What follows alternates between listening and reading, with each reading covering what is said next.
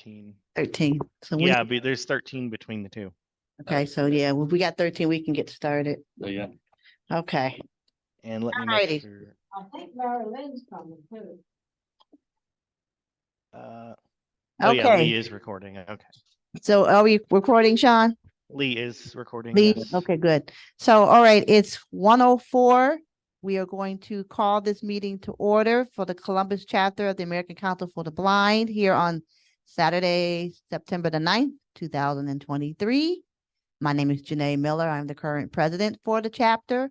Want to welcome everybody here. I hope you've had a good Saturday so far. The weather is starting to change. I'm not quite ready for it.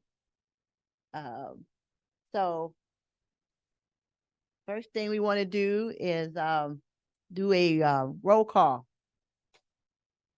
All right, so Roll call, please. yeah, so I'll start with the Zoom folks, and then the mic can get passed around after that. So after we have myself, I'm in two places. Catherine Bister, Caleb McKenzie from Cleveland, Dustin Grandstaff, Katie Frederick, Michelle Spillane, Patrick Simmons, and Vicky Prayan. So that is our Zoom lineup at this point. Okay, we need to find out who's in the room. There's myself, Janae Miller. Lee Tucker. Yep, Lee is here. Part of your phrase cut off, so just so you know. Carol Riddle. Troy Sullivan. Irwin Hunt.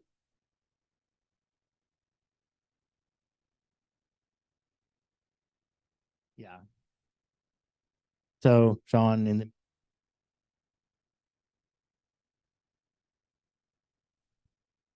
Ed Steinway. That's everybody? Okay, well, thank you. There is a bus outside. Okay, we have a bus outside, so that's what's currently in attendance at the moment.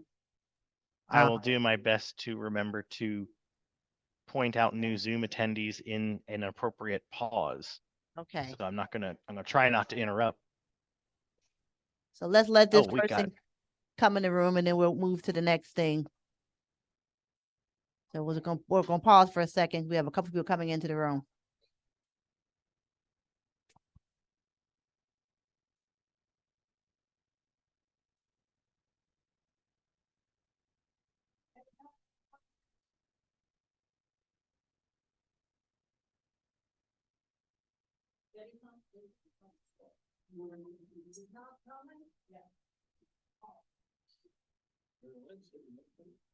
Mary Lynn. Whoa. that was Gail. That was Gail almost falling over something. Gail, no, no accidents. We had that last month. No accidents, please. My poor little heart can't take it. Okay, so we have it's Mary Lynn is here and Gail. Okay. All right. Well, okay, so we're gonna move on. Next, we did anybody have a chance to look at the meeting minutes from last meeting? Are there any questions, concerns, changes, suggestions?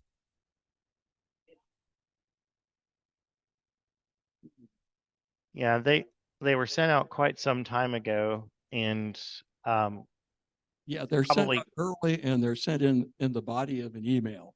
So you got to, and they were sent out like twice in the same day. So the second one is the one that's relevant, I guess. Okay, I have not had a chance to look at it. I'll be honest. I did, and they look cool to me. So I don't remember seeing them. okay. So we maybe want to try to see about resending them right before the meeting so people can have a chance to see them like the week of. Maybe once I get them. okay. Yeah. Okay. I understand the problem. I keep forgetting what this is. Ed, you're using the board list instead of the members list. And I think that's, Yeah, I was going to say, I don't think they went out. I didn't see them.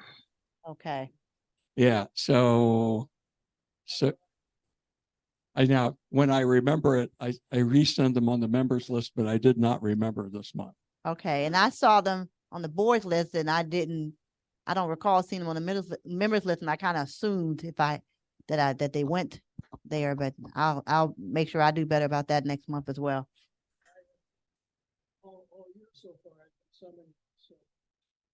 Denise Bauman is in Zoom. Hello, Denise. So we'll have to pass on the meeting minutes. Unfortunately, we'll make sure we take care of that for next month.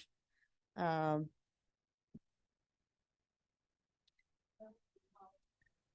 Melody Holloway is here. Hello, Melody. I don't know if we're running her a microphone or if. Okay, We're- so Hang on a sec. Let's see. since we don't have nobody's read the meeting minutes, we kind of have to move forward at the moment.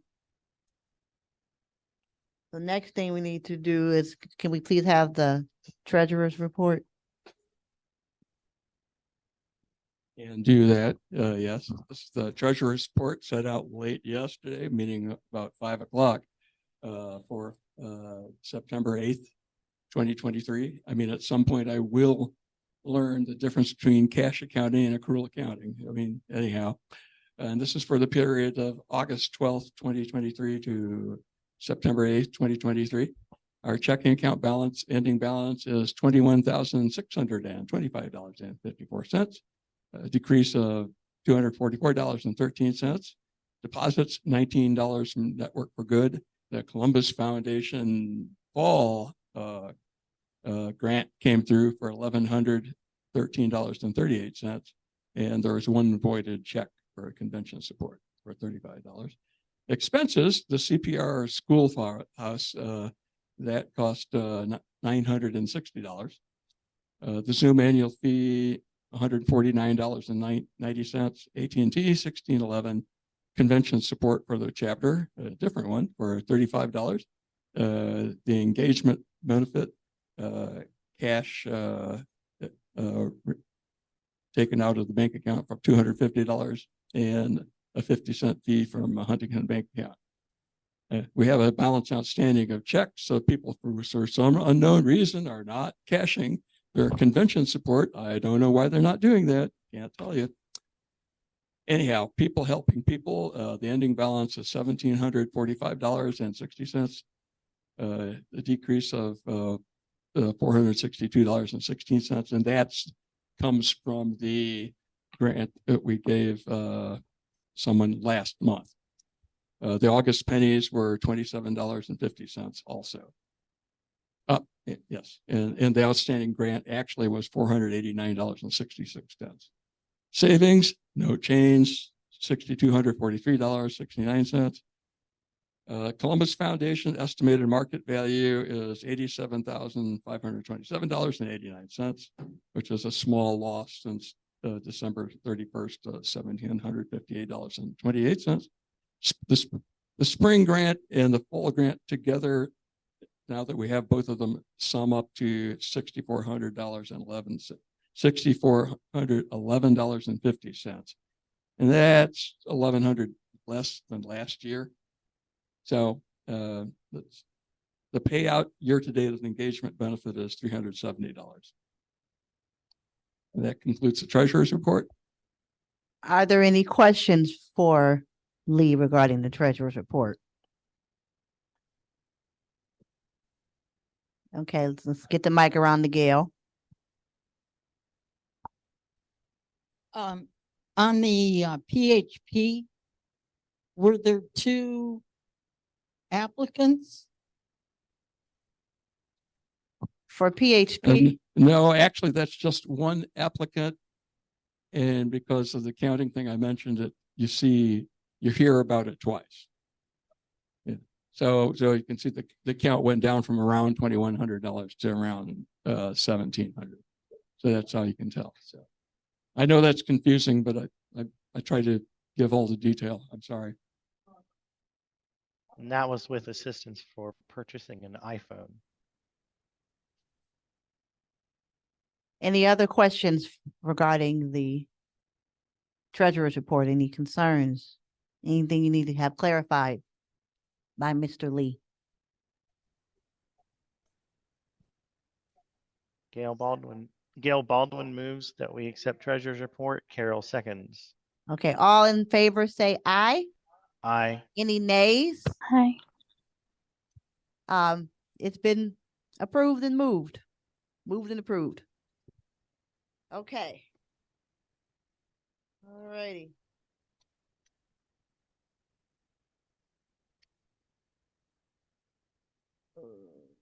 Next, we need an update for the the PHP program is we need an update for PHP. That's the next thing on the list. Okay, dokie, no problem. Also, Gail, this may not have been part of your inquiry, but just a reminder to, in case anyone doesn't recall this, that the PHP allotment is now 500 and rather than 400. So the figure can be higher due to that as well.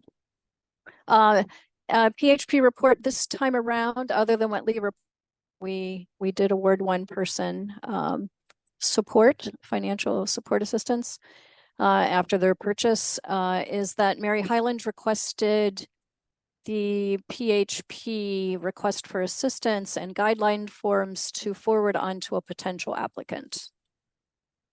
Okay. And that was done by Mary Lynn Highland? Mary Highland. Mary Highland. Okay. Yeah, I forwarded them to her, and she will send them on to a potential applicant. Okay. Okay. Thank you. Also at the Vision Loss Support Group, I tend to hand out the application forms like chiclets. So we may get more business from there. Well, and I've definitely intercepted a phone call from somebody between these past two meetings that was interested, but their purchase was long before it wasn't within the guidelines for the date that you have to make the purchase. So the person wasn't eligible for that reason. Okay. Okay. Any questions regarding the PHP report? Denise, that date between purchase and eligibility to receive the grant, is that 90 days? If I That's remember my correctly? recollection. So you got 3 months to To submit. submit it. Go ahead, Lee. Yeah, there's a little additional thing there is that we're requesting that people pay up front for their device or object or whatever it is by a charge card. But if they do pay it on time, what will happen is that, I mean, we could actually get a grant that's like 2 years later, or we get a request that's 2 years later. And that actually would be legitimate, in my opinion. So then they would have 90 days after they actually pay the darn thing off to make a request. And that's kind of a current problem that exists in our documents, and we haven't written our way around that yet.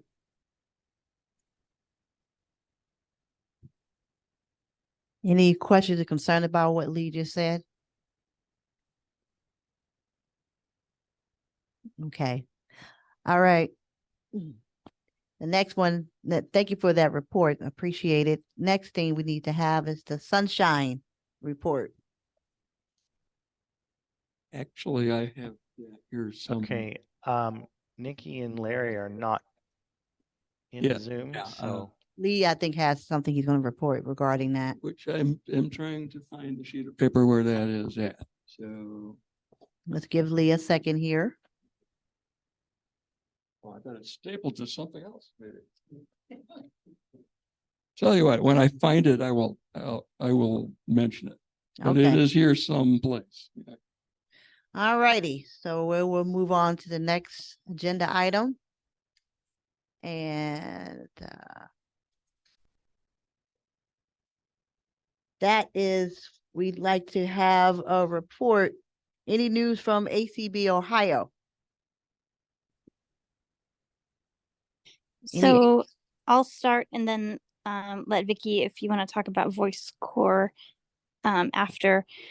So we have the again, we talked about it last month, but it's coming up here in a few weeks, the FallFest event in Wooster. So we're excited about that. Also, our convention is coming up November 10th, 11th, and 12th. And that is going to be, again, at the Crown Plaza. Crown Plaza at Columbus North. In Columbus. Yeah. Yes. And we're getting the program together, getting some final adjustments together on that. But we did confirm at our last meeting the talking book narrators that we're having this year. And yes, I said narrators.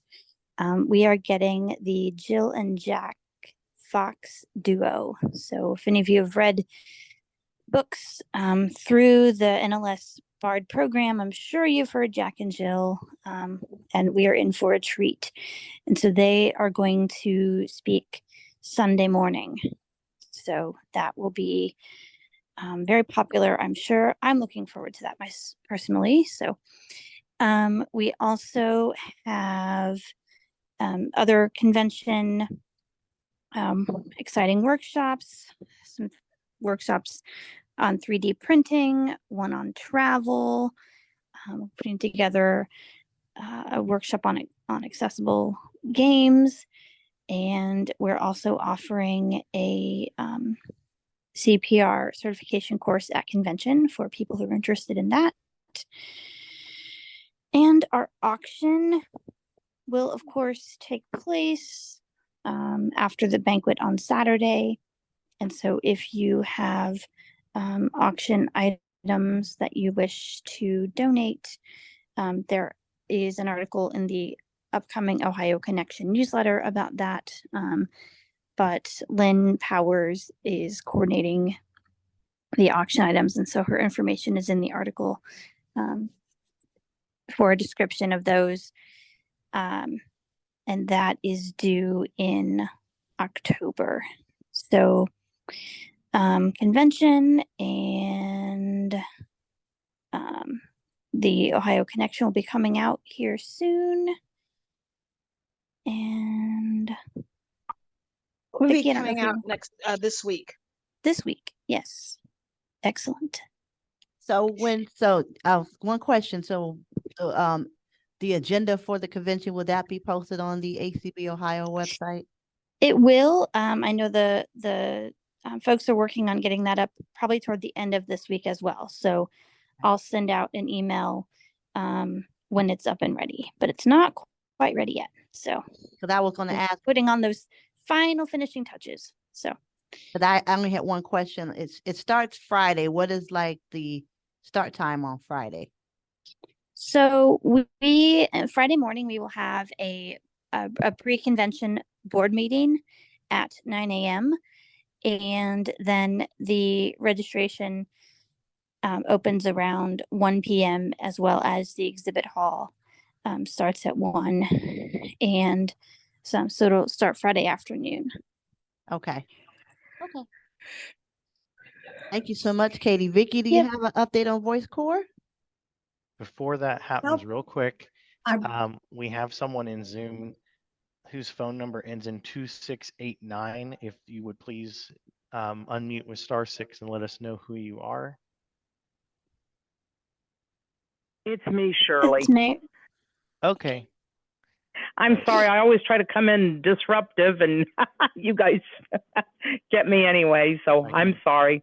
Thank Okay. you. If I can rename you, I will. Okay. Is it just you today? Lynn's in the background too, so you may as well put us both in. Okay, I will do that on the screen. Convention question. Thanks. Yes. I didn't hear when sign up will start. So again, we hope to have the registration up by the end of this week, but I'll send out an email when it's live. Thank you. And then I believe that I reached out to Rachel and asked this question. The last day to register for both hotel and the convention is October 19th. Is that Correct. correct, Katie? Yes. Okay. Yes. And since Katie last mentioned exhibits, I just wanted to kind of pique your appetites for exhibits. We have some of our familiar folks, ACB Ohio and Indiana, of course, will be in the exhibit hall and have things to, Indiana, I believe, has some things to sell. We will be pretty much giving away things, I believe. We'll also have hymns again. This year we'll have Blind Girl Designs. They are becoming more and more popular. And we'll have Tupperware, Mary Kay, the 3D printing folks, and an offshoot of that called A Cube Design. I'm not entirely sure what precisely they do, but they'll all be there. And of course, ever popular folks like Tracy Grimm from the State Library and someone from Pilot Dogs will be there. So we should have a really interesting exhibit hall, as we usually do. Voice Corps is booming. I just want to remind everyone that our program is the first Wednesday of the month now. We are in there on the 4th of October next.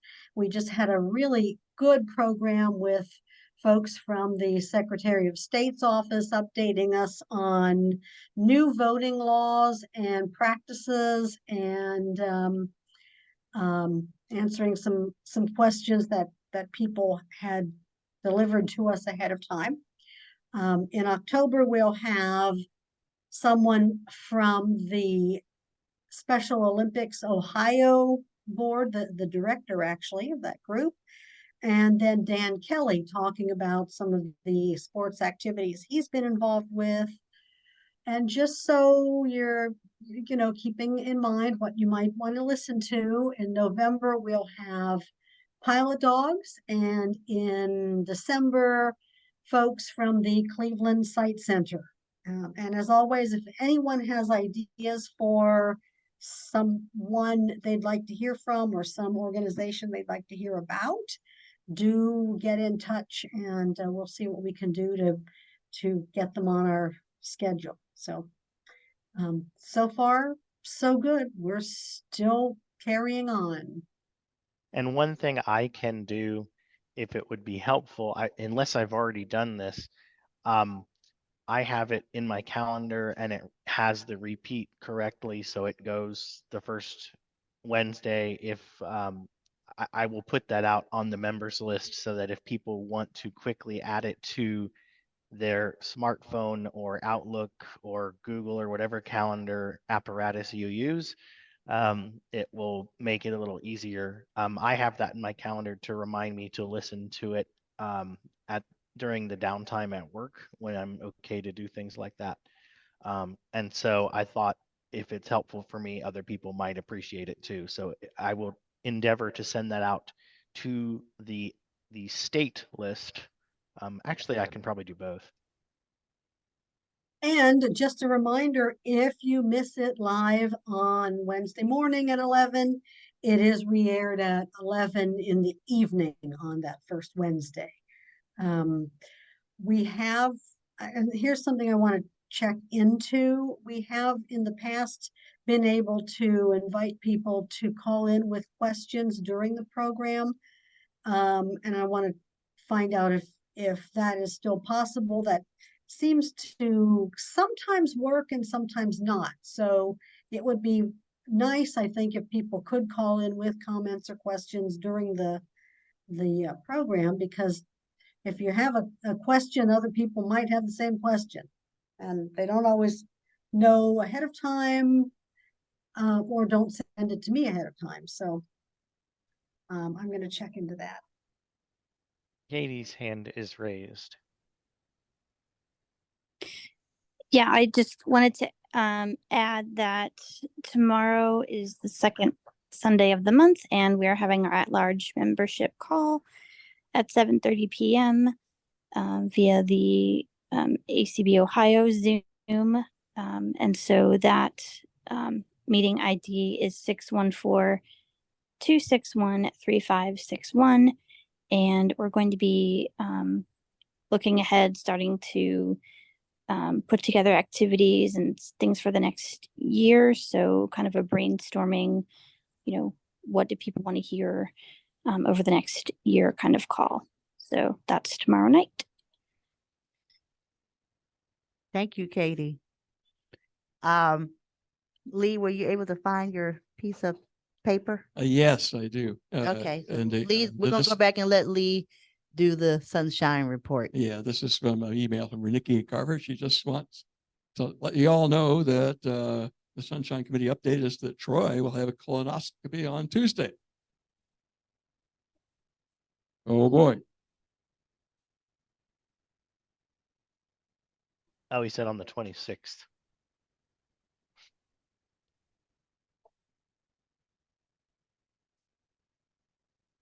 They actually gave me the good over the counter, but they didn't give me that.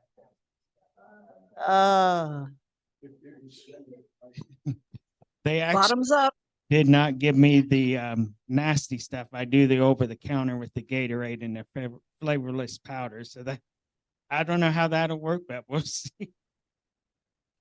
Ugh.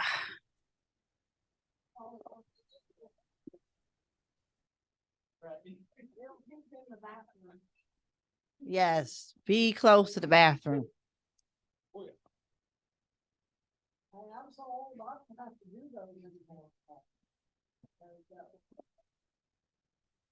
Okay, so thank you so much, Lee, for that. Greatly appreciate it. Now at this time, is there any unfinished business that we need to discuss, such as, for example, the Christmas dinner? Dustin or Lee, would you like to talk about that? Katie's hand is raised. Katie? Yes, ma'am. Yeah, just wondering if anyone has heard or how is Mike doing from last month? Oh yeah. Let's say the back of his head is well repaired. Because there were 6 staples back there. Oh my gosh. He was actually pretty thoroughly dribbled by the car that backed into him. He has very clear images in his retinas of wheels, So and the person, well, they're into the legal aspects of it, of like who's going to pay for what. So they did find the person. Yeah, and Okay. I'm not real clear on the story here, so I'm Sure. not Yeah. going to say anything about that. Of course, but he's doing okay. I mean, all things considered. He's good. He's good. He's Yeah. a strong dude, So Yeah, but he I know. was disorganized that Saturday, though. Yeah, So very Yes. Yeah. very much. So Thank thank you you. for that update. I have talked to him several times at quite length, and like anything, it doesn't all come at you at once, and it is starting to dribble in the impact of the injury in different ways as time goes on. Okay. Okay, so as I was saying, we'd like to talk about some unfinished business, and one of those things is the Christmas dinner that's coming up in December, regarding the menu and location. Dustin or Lee, would you mind please sharing? hey, Dustin, you want to take that? Or I can read it off here.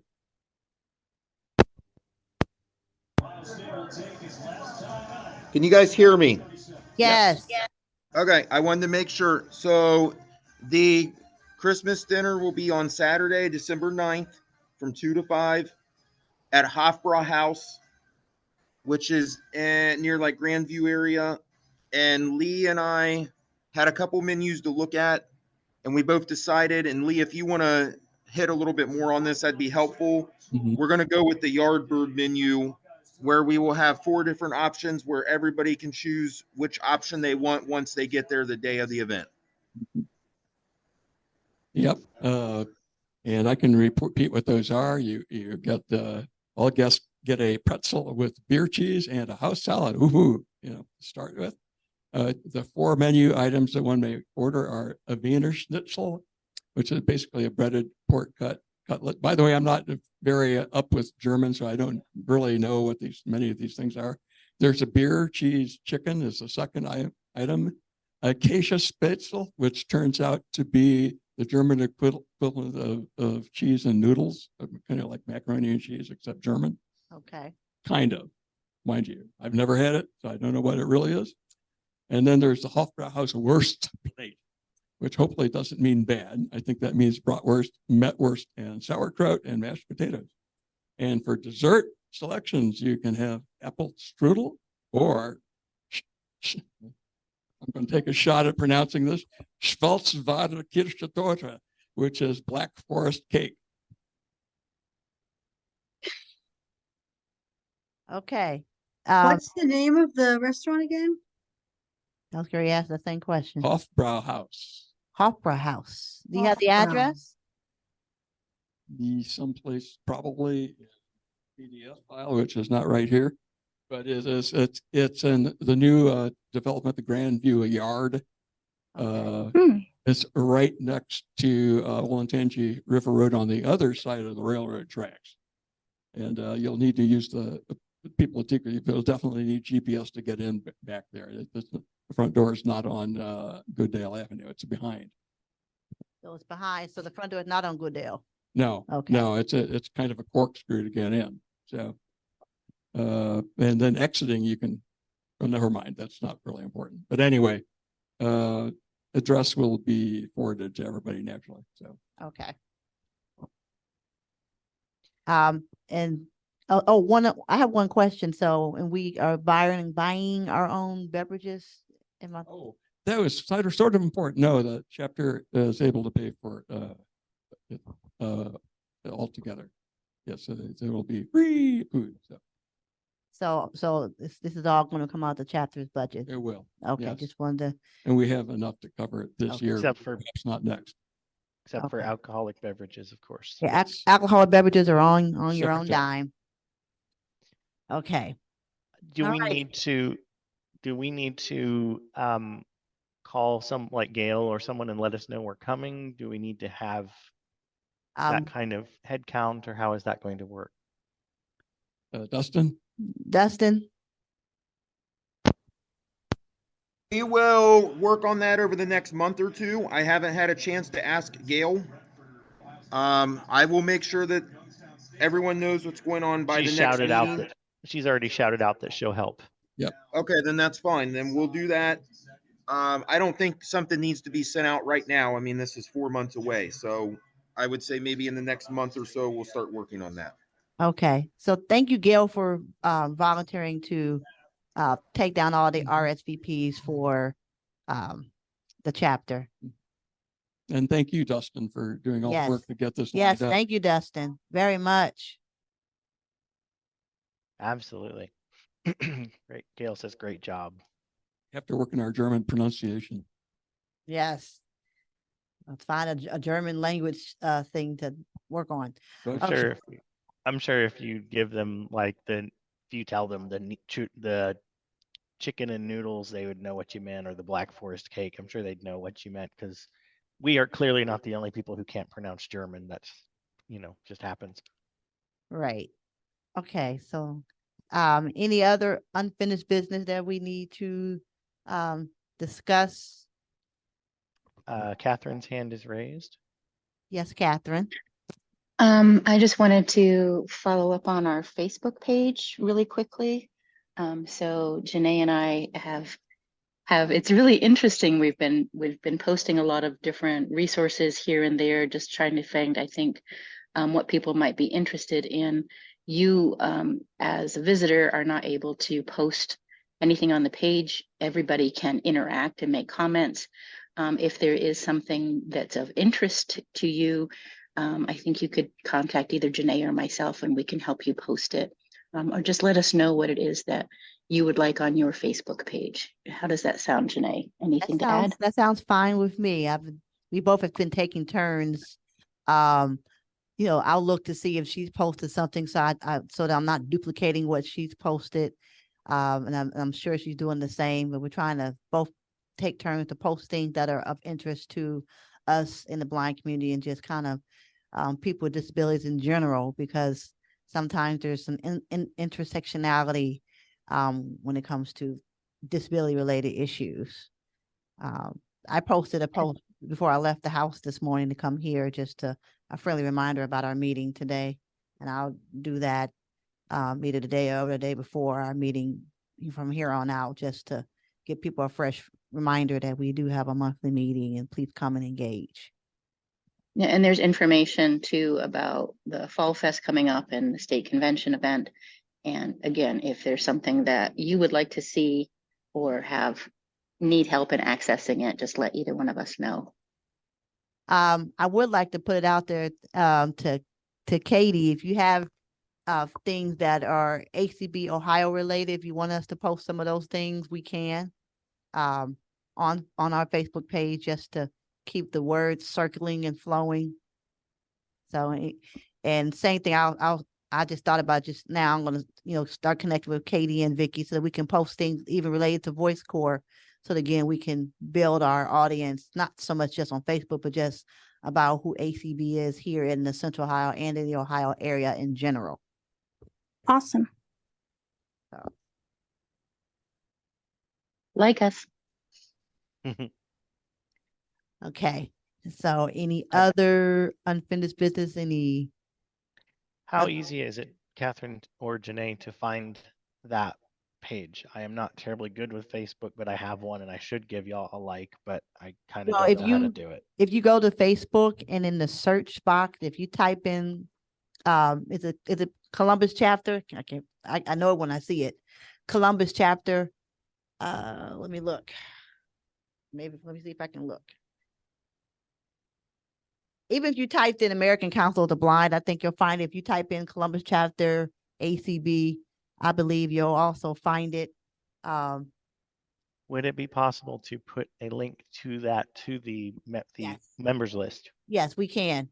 Okay. Yeah, we can do that again. It's the again, Columbus chapter of the American Council of the Blind of Fine. Ohio. Thank you. Sorry to interrupt, Janae. No, you're fine. I was trying to remember. I know it when I see it, but I haven't committed to memory. When I see Columbus chapter, I know to click on it. But we'll send a link out today or tomorrow in the membership list, and I'll also make sure that Katie has it so she can post it to the Ohio list as well. So that, again, we want to keep the engagement, growing.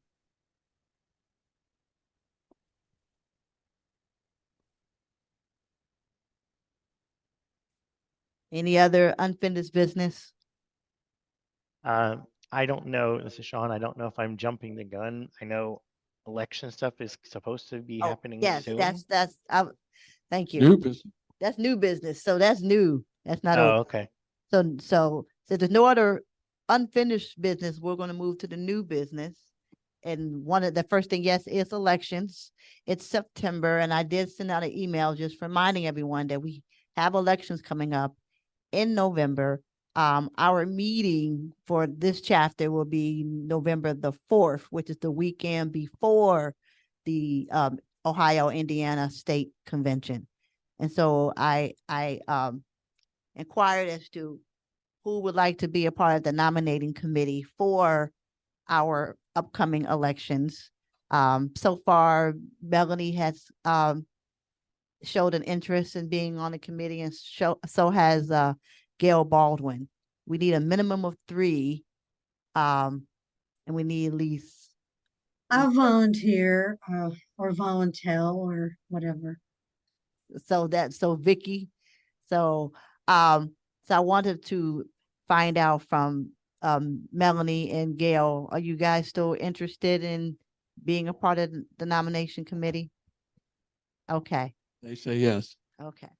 So then we have our 3. And so just a friendly reminder that those roles who are up for elections is the vice president position is up for election. So it's the treasurer position, and we have 3 board positions. We have Catherine Bister's position, Nikki Hansen, and It's Mary Carabinos. Mary Carabinos. I started to say Mary Lynn Piper, but I know it's not her. Okay, so Mary Carabino. So those are the 3 board positions that are up for elections at this time. So.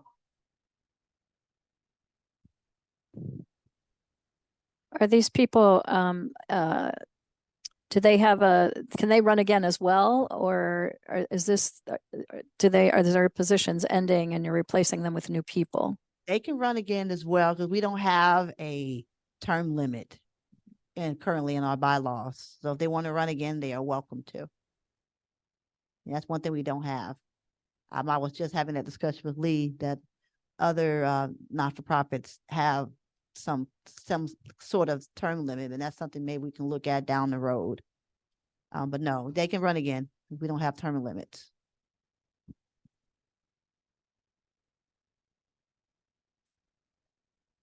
So that's one piece of new business. The other piece of new business, I've had a couple of discussions, and I think at one point, I think Vicky had mentioned this, I believe, but don't quote me, of having a calling committee that comes together and reaches out to our members to try to encourage engagement, whether they come in person, whether they call on the phone, if they're able to get on Zoom, because we have 64 members currently on our roster here in our chapter, and it would be nice if we can see at least more than the 20% of those. And I'm happy to help with calling, but since we have so many, I thought an idea would be to have one other person help me, and we can break up the list either by half and half number wise or by last names, maybe the A, B, and C's, for example, and somebody take the D, E, and F's just so that we can get through the list of 64 people calling and reaching out and saying, hello, we're a part of the American Council of the Blind Columbus chapter, just, wanted to find out how you're doing, find out, kind of ask them why they haven't been involved or engaged, and see if we can get them to come back to be involved and engaged. And, not that they have to come every month or be every month, but at least if they can start coming a couple times a year and then build back up to being active, that's the goal. That's the long range goal. So I wanted to bring that up and open it up for any discussion around that, see what anyone thought about that. All right, so far in Zoom, Shirley's hand is raised and Okay. Catherine's hand is raised. Okay, And I don't know- Shirley. And I renamed you and the name went away. I don't know what happened. Shirley, you can unmute. You are unmuted.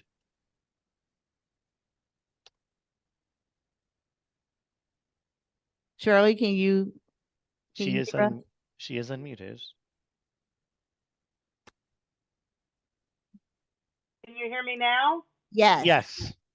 Okay. I'm sorry. It was a button on my phone. Understood. I would definitely be in favor of having the committee like that. I think it's a great idea. And if you need help, I would be glad to sign up to help you with it. I appreciate that. Thank you. Thank you. Thank you. I'm happy to call as the president and introduce myself and things like that, because I understand that's important, but it's a long list. And so if it happens to grow, that's a lot more people to call. Catherine? Hi, and I had sent Janae an email response saying like, oh, I think it'd be really cool if the president could call 64 people. That'd be really hard. And I have thought, though, Katie used to put out a recorded message, which was really, really great. You could record the message one time and it went out to everybody all at once. And I really appreciated those messages. And that might be an idea. And maybe Katie could speak on how that was accomplished. And maybe other people had feedback about that kind of contact. I was curious, how did she do that? That sounds like a possible. It was nice, yeah. Katie Frederick, share your wisdom.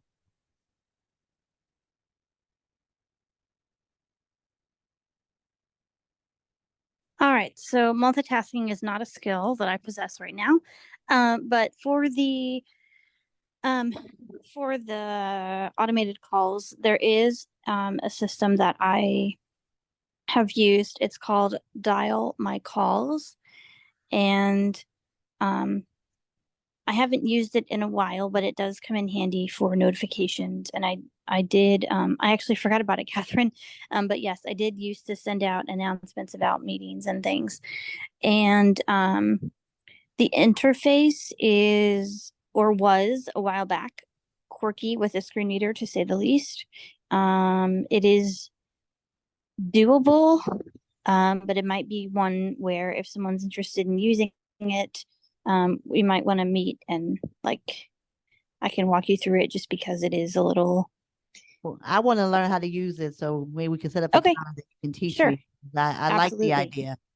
Yeah, it is. It can be really handy. So it's I'm glad that people enjoyed it. I do think it was good to have it. And what I did was I just bought, some credits. They have monthly plans you can use, or you can buy credits. And again, some of this may have changed, so I will look into that, but because it has been a while, but it was a good system when I used it. Okay. I would think that would be a reasonable thing that the chapter could have its own account and could choose either to buy credits or use monthly plan as Lee or whoever sees appropriate. But I think it would be a reasonable thing to incorporate. Say, Katie, do you recall about what the cost was relative per month? I want to say they had like a $10 a month plan, but they may have had other options. Okay. But it's certainly something we can look into. So I will I'll look into some of that and email you and Janae Lee with what I find, and you can share it with the board and the chapter or whatever you want to do with it. So okay. Just Thank to you. make everyone aware, our speaker is here. Gail. Gail has a comment, so hold on. We'll get the mic to you first. Okay. I kind of like the idea of a person talking to the member and maybe save the automated for special occasions, like the Christmas party and, that type of thing. And I mean, I'd be willing to call everybody. I've done it before. So that. No, I just wanted to add a comment to what you're saying. Is that all right? Absolutely. I think that it's lovely to have connections in the different ways that people seem accustomed and enjoy receiving them. So I think that person to person can be very satisfying for many, and for others, they really enjoy having a text. So I could see the reason to have both if there was support to provide that for everyone. Because everybody's in different places and how they communicate these days. And Just to make it clear, for those on Zoom and maybe for Lee, the Facebook profile was put into chat, and Catherine has also put into the chat the pricing page for the Dial My Calls is also here. So if Lee or Janae wants to take a look at that later, it's just dialmycalls.com/pricing, which is easy enough. So just wanted to make people aware that did come across. And why is Zoom not showing me people anymore? Hang on. Oh, there we go. we'll still send it out in the email as well, even though it's in the chat. Yeah. And Catherine's hand is raised again. Yeah, and I wanted to respond to the pricing starts at $8.99 a month, but I wanted to respond to Gail, and I absolutely agree with that, and I think that's what Janae is, and she can correct me if I'm misunderstanding, but I think that's what Janae is encouraging. The idea with the group message or the group call is it would be so nice if our president reached out to everyone. That would sort of prepare people. Cold calls are sometimes hard, and sometimes that turns people off, not always, but sometimes.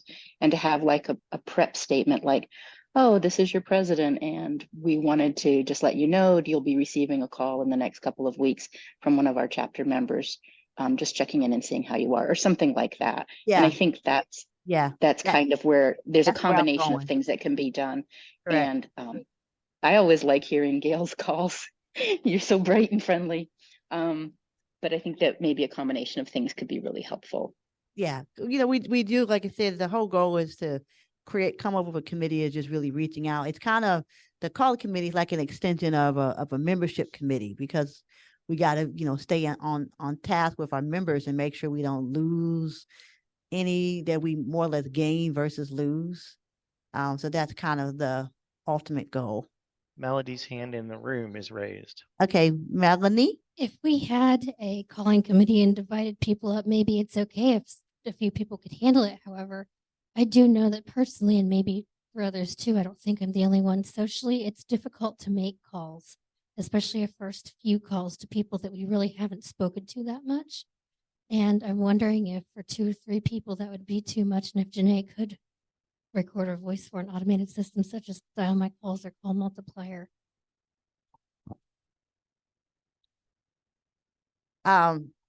Well, I like the idea of having a recording that comes on the phone, so that people can be prepared, so that when I call or whoever calls, if it's me and someone else, they're not, ready to hang up the phone.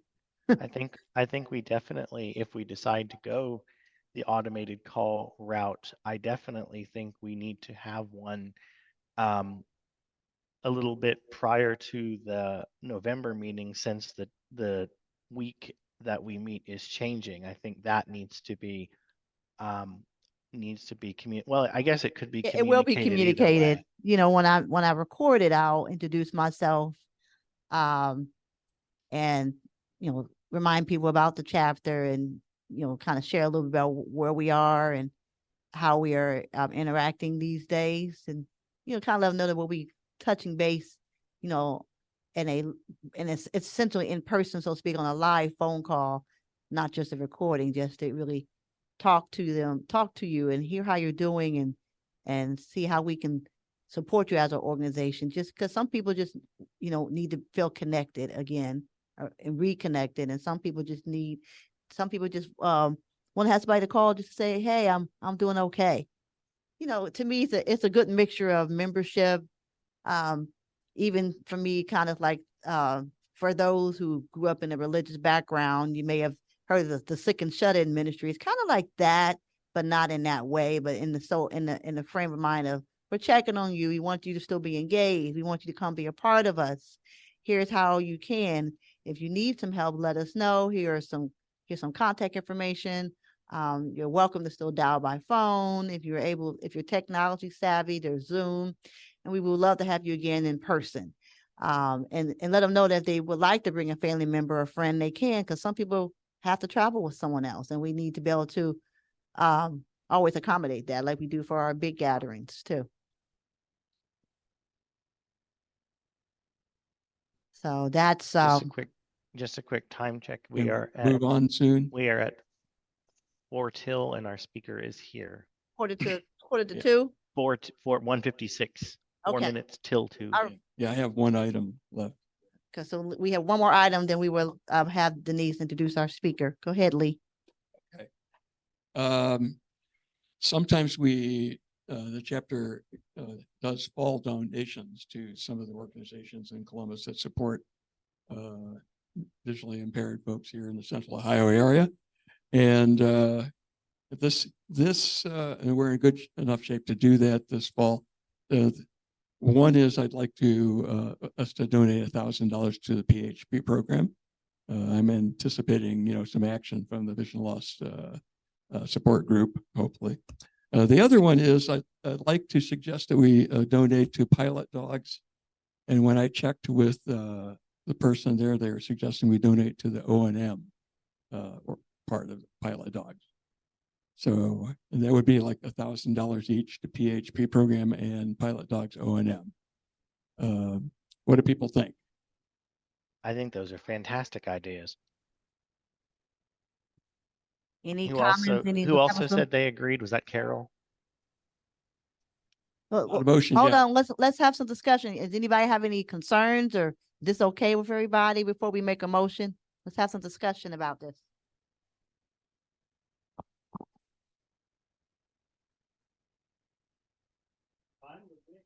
Is it fine with everybody? We don't need to have any discussion about it before we make a motion and vote? Hold on, Ed has something to say, Lee.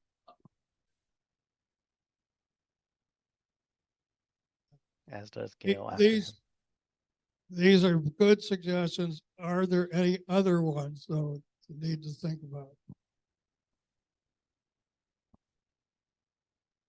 Are you saying any other suggestions for donation wise, Ed? Is that what you're saying? Yes, we have donated to a bunch of Here, let Ed have the mic back, Lee. I want to hear what he's saying. In the past, we have donated to maybe 4 different organizations. Yeah, in the spring we did Voice Corps. Help me out. I know it's the usual 3. Newsreel and well, we tried to do WAS, but they refused it. So and I don't recall the third organization we did.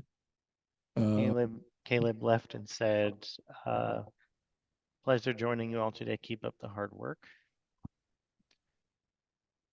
Thanks, Caleb, for being here. He's already left, actually. Sorry, left. Okay. No, dear.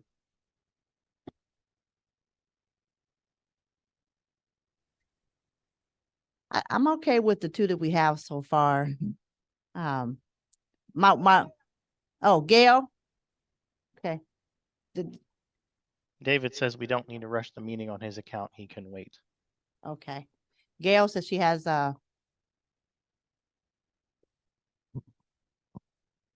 Yes, I think donating to O&M, which a lot of people don't get it, and it really helps even with the guide dog to be oriented in, know what your surroundings are. That's what it's all about. So I'm for it. I don't have a problem with it. I think both are good suggestions of places to donate. But I will say, as we go along, we need to, again, to increase our reach, we need to consider looking at donating to organizations that are disability centered, but still serve people who are blind and visually impaired, because we got to be able to increase. I don't think with the IRS that we can do that. I think if I remember what Lee was saying, it needs to be exclusively organizations that help blind or visually impaired Is that correctly? Yeah, the IRS, our Constitution is very specific about who we're for, the community that we serve. That's in the first paragraph. Where we serve them in the Central Ohio area, and that with the blind and visually impaired residents of Central Ohio. That's the reference group that we told the IRS we were going to serve. So without changing the Constitution, we can't kind of spread out. Okay. I would like to suggest that if we are okay, we vote on these 2 organizations, and then if people think of others, they could either bring them up at the next meeting, or they could pass them on to someone to be, considered in the meantime. I think that's probably what we should do.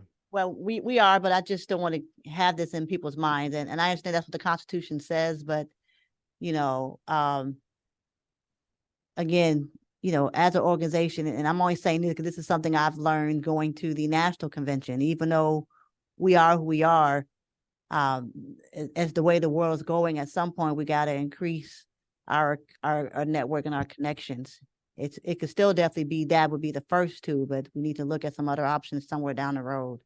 But we can definitely vote on these 2. I don't have a problem with these 2, but I'm just speaking this for down the road, because it just makes practical sense. So, Mary Lynn, here I have 2 comments. First one, blind community.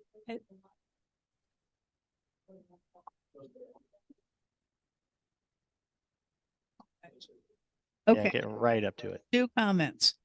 Number 1, the blind community historically has always been underserved. I don't think we should reach out to other disabilities when we're the most underserved community as it is. Number two, one group we've never discussed, which I think is important, blind veterans. There's only one guidance school I know of that really focuses on veterans who have been blinded and lost vision. I think that'd be an excellent outlet for us to start connecting with.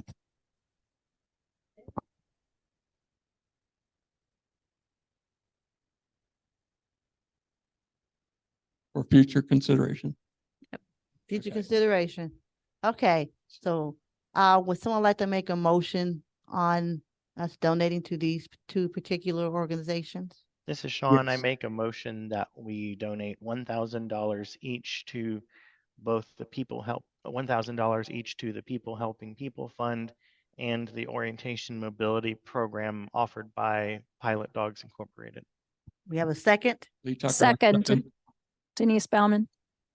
Okay, well, Lee and Denise kind of said at the same time, so we'll go with Lee because I think he said it slightly first. But he introduced it. Well, okay, we'll let Denise have it. Let's let Denise have it since he introduced it. Okay.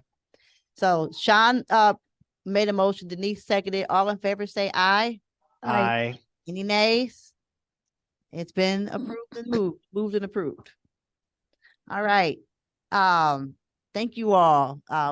We will. Would someone like to make a motion that we adjourn the meeting? Wait, wait. Everybody. Okay, okay. All in favor say aye. Aye. Aye. Any nays? Oh, you guys are funny. And let's take a brief pause so that we can do the engagement We're benefit. now going to take care of the engagement benefit, and then we will have Denise introduce our speaker. Give us one moment, Denise. Hello, David. Thank you for being here. Oh, Erwin had something. You're most Okay. welcome. This is just for the room, so hang on. Oh, thank you. Basically 3.5 by 8.5 inches, and I have scrap plastic that's a feature. So if anybody wants anything after the meeting. Sean, if the information's pertinent to everyone, it couldn't all be understood. It was not. It was basically Okay. the room Erwin has Braille paper and Braille on for people who are in person who want it. That's pretty Thank you. much what it was. Yes, ma'am. Carol has. I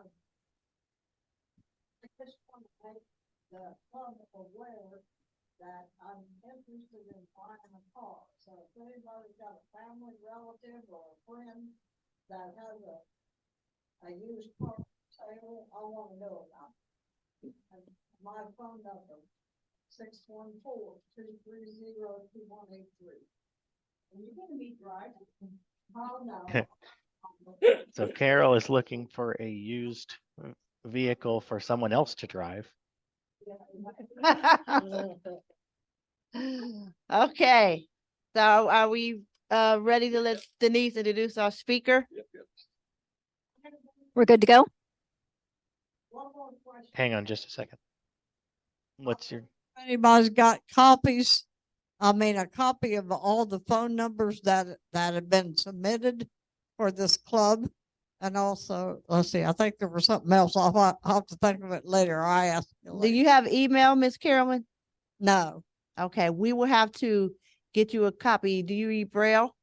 Yes, I Okay, did read so Braille. So we if you will. got We'll a work list on. of the phone numbers. We will get you a list. Okay. And I want a constitution and a calendar for next year if they're available.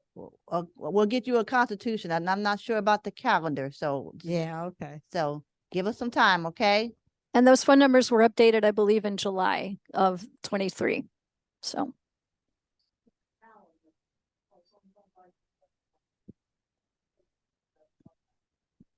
Anything else? Or are we good to go to transition? Have a comment. Mary Lynn here. Just for what it's worth, I have a rental available if anybody's interested. It's in Westerville. Call me for details.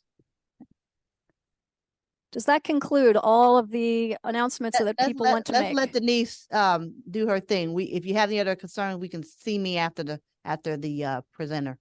Okay. Thank you. Go ahead, Denise. It's my honor and pleasure to introduce David Goldfield, a blindness assistive technology specialist. He's certified and NVDA certified expert. And I know when I announced his willingness to come and speak today, I sent the information to subscribe to the announcement list that where he shares just an amazingly vast amount of information to keep us all connected in the world to the resources that are available, and all pertaining to the assistive technology field. If you're interested, just a few things that I saw on David's website. For instance, he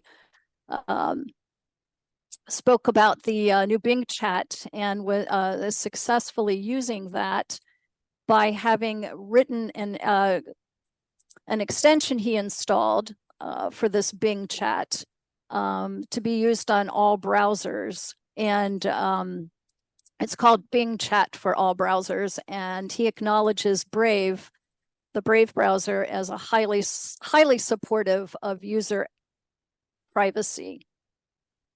And David provides links to logs and posts, which cover lots of different variety of subjects, such as Catholicism, assistive technology, puns, science fiction, and whatever else new might emerge. He's known to frequently offer webinars on a variety of topics. He recently devised a method to extract a Microsoft Teams transcript using JAWS commands, and was able to create a similar trick using Microsoft Excel, again, using JAWS commands. So you can visit that website at www.davidgoldfield.com. Also want to say that David worked for Blazing Engineering from 1991 to 1998, at which time he saw it appropriate to move on to assistive technology trainer. David can represent himself far better than I can, so I now defer to David to continue. Thank you, Denise. Actually, I think you can represent me far better than I can. That was a great introduction. If I didn't know me, I'd be impressed. And thank you for inviting me. And you are obviously way more familiar with some of my blog entries than I am now. And now I'm afraid that people are going to ask questions about specifics about these blog entries, and I'm probably going to have to say, I don't remember, ask Denise.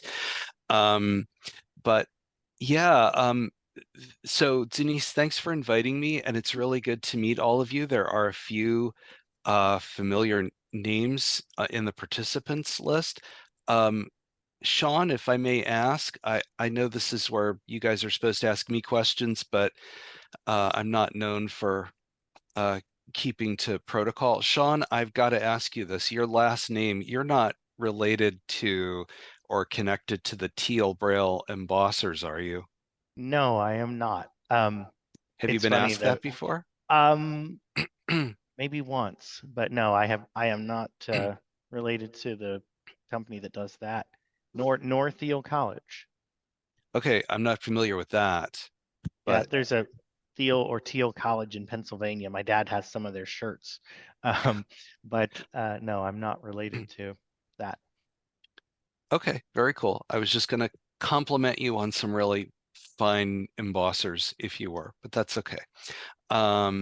So yeah, I don't really have a specific topic in mind. I can just tell you just a little. I was going to tell you a little bit about me, but I think Denise had pretty much already done that. And Denise, you're absolutely right. So I first started out in the field working at Blazing Engineering in the early to mid 90s.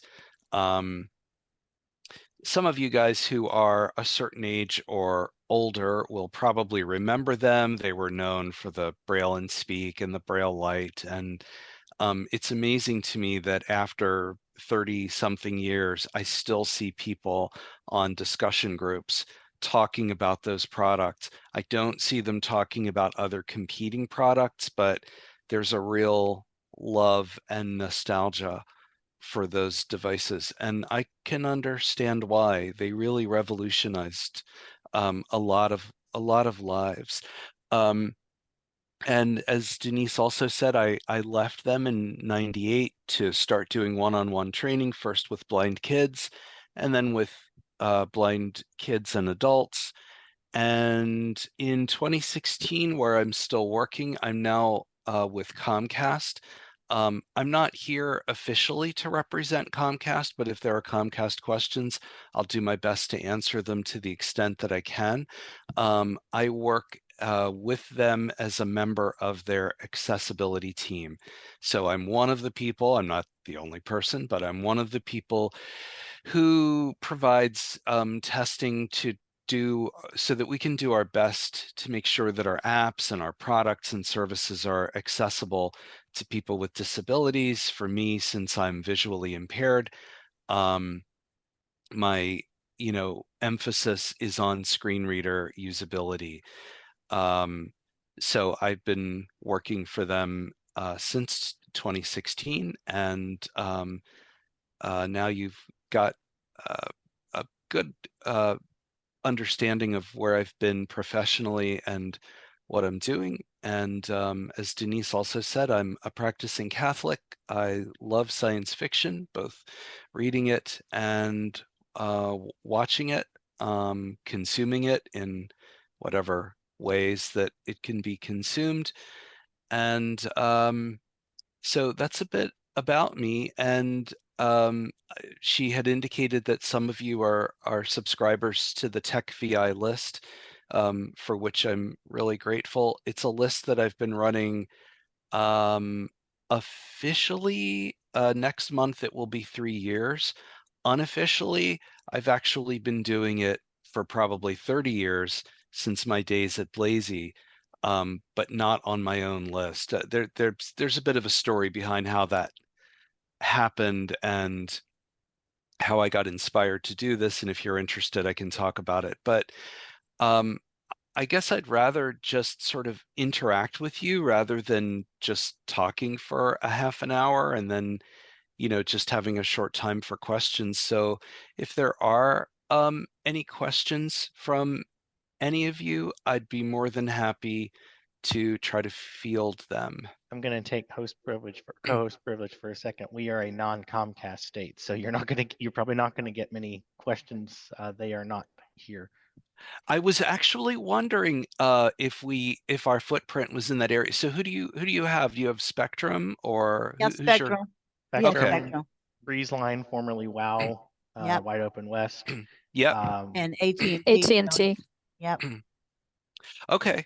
Yep. I'm familiar with them. I recently just heard about Breezeline, but WOW I've heard about for a while, and of course Spectrum I know, and they're really active in the disability community at different conventions and with their own accessibility solutions. I've never actually sat in on one of their talks or heard any demos, so I don't know what their solutions are like compared to Comcast. I would love to see them, but obviously out here we don't.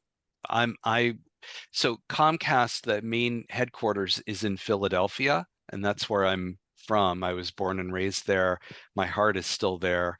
But I live in Maryland currently, and so in both of those areas we don't have Spectrum. I guess we have AT&T. I know my brother had Uverse for a while, but we Yep, don't we have have that. WOW or Spectrum in this area. So I'm not in a position where I could easily see what they're doing unless I go to a convention. Shirley's hand is raised, and I know from visiting her house one day that she has a talking Spectrum something or other that she probably wants to talk about.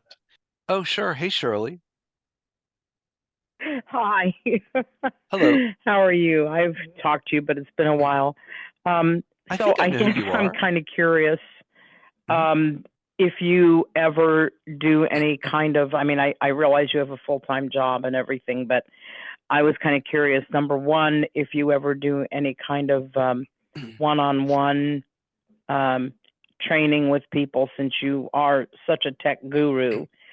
And I guess the second part of that was I'm thinking that you used to also every once in a while run like webinars on certain topics and things like that. Unless I'm getting you confused with your brother. I know you both overlap a little bit in some of the things you do, but I was thinking you used to do things like that once in a while, and I haven't seen anything for a while. So do you still ever do anything like those on certain topics?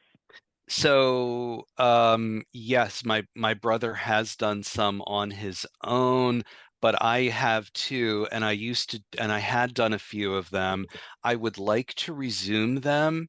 Um, Currently, as of like last September or October, it wasn't practical for me to do that. My wife has been undergoing some medical challenges. She's much better now and things are good. But while those things were going on, I didn't feel that I could easily commit to doing that because it takes a commitment. You can't just sort of do it off the top of your head, and it takes a lot of additional preparation.